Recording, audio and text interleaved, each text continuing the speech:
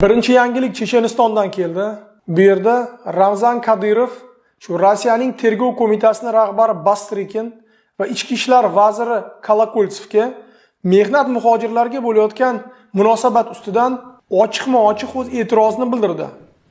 Следственные органы во главе Бастрыкиным, Колокольцевым, они сидят не на своих местах. Они не знают, что творится у себя в государствах. Они вот как с мигрантами.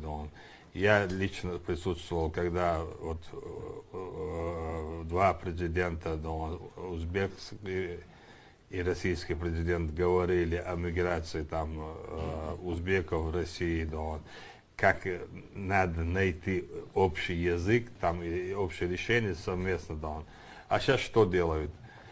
Колокольцев дал команду, забирают, избивают, выгоняют, выдворяют, bespredельничают.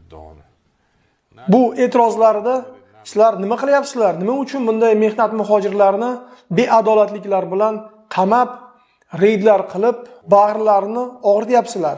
Axir Rossiya prezidenti sizlarga bunaqa vazifa qo'ymagan-ku. Shunday